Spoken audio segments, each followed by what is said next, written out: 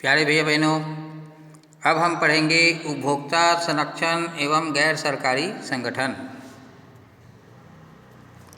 Consumer protection and NGO. कहा जाता है कि कानून कोई भी हो, कैसा भी हो, जब तक उसको मानने के लिए आम जनता तैयार ना हो जाए तब तक उस कानून का पूर्ण पालन करना संभव नहीं हो पाता। क्योंकि कानून बनाने के बाद उसको तोड़ने या उससे बचने के भी अनेक रास्ते निकाल लिए जाते हैं। अतः आवश्यकता इस बात की है कि हम सभी स्वेच्छा से सरकारी नियमों का पालन करें। इस संबंध में विभिन्न संगठनों, समूहों, समाजों की भूमिका सर्वाधिक महत्वपूर्ण रहती है। ठीक है, आज समाज का प्रत्येक वर्ग व प्रत्येक व्यक्ति किसी न किसी वस्तु का उपभोक्ता है। अतः इसकी सुरक्षा, शोषण से रक्षा करने के लिए वर्तमान में 300 से ऊपर स्वैच्छिक गैर सरकारी संगठन कार्य कर रहे हैं। इसमें मुंबई का उपभोक्ता मार्गदर्शन संघ, कंज्यूमर गाइडेंस सोसाइटी सर्वाधिक महत्वपूर्ण भूमिका निभा रहा है।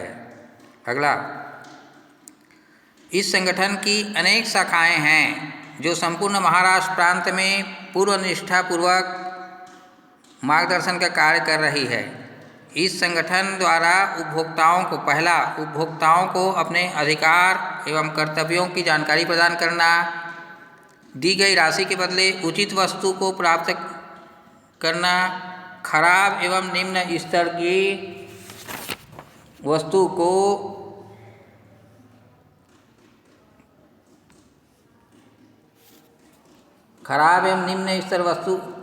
निम्न स्तर की वस्तु को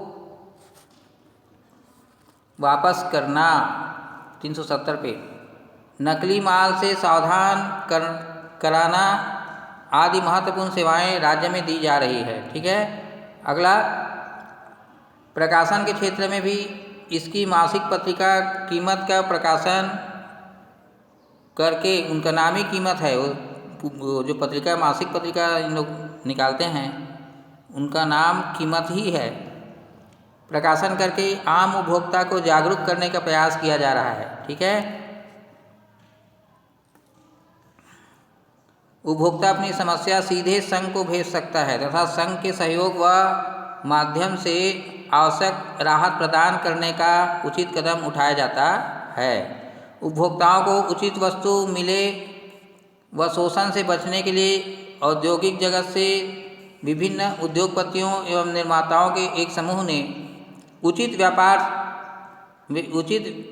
व्यापार व्यवहार संघ, फेयर ट्रेड प्रैक्टिस का गठन 2 अक्टूबर 1966 को किया है। यह संघ अपनी अधिनियम 1956 के अंतर्गत एक सीमित दायित्व वाली कंपनी के रूप में 25 मार्च 1968 को पंजीकृत किए हैं। इनका मुख्यालय मुंबई में है। इनके सदस्य व्यापारी, उद्योगपति, निर्माता, उत्पादक कोई भी हो सकते हैं। संघ के उद्देश्य क्या क्या हैं? इस पंजीकृत संघ के निम्न उद्देश्य हैं। पहला, उपभोक्ताओं में सांप्रदायिक सद्भाव बनाए रखना। दूसरा, उपभोक्ताओं के हितों को ध्यान में रखते हुए उद्योग एवं व्यापार में उचित व्यापारिक पद्धतियों को प्रोत्साहन देना। तीसरा, व्यापारियों की व्यापार पद्धति को संहिताबद्ध करना। चौथा, उत्पादकों को अपना उत्तरदायित्व बताना कि वे ऐसी वस्तु का निर्माण नहीं करेंगे जिससे उपभोक्ता के हितों का शोषण होता हो।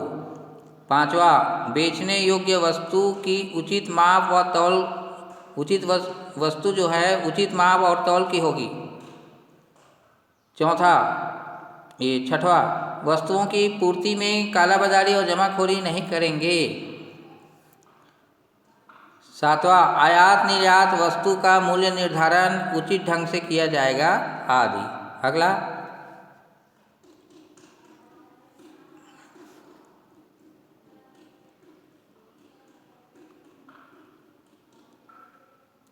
यह संघ केवल महाराष्ट्र राज्य तक सीमित रहने, उनकी सदस्य संख्या कम रहने तथा फुटकर व्यापारी कम होने से यह संघ अधिक महत्वपूर्ण ढंग से कार्य करने में सफल नहीं हो पाया है।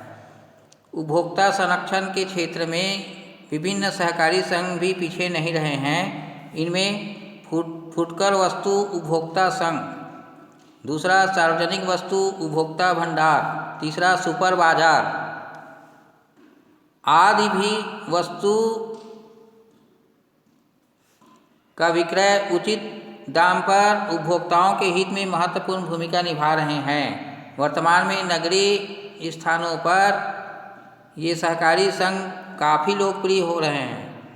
बिना किसी संकोच व भ्रम के इन दुकानों से वस्तु क्रय और विक्रय किया जा रहा है। शिक्षा का प्रसार जैसे जैसे बढ़ेगा वैसे वैसे उपभोक्ता की जागरूकता भी बढ़ती जाएगी। अतः उपभोक्ताओं को जागरूक करने की आवश्यकता है। इनमें सभी का सहयोग आवश्यक है।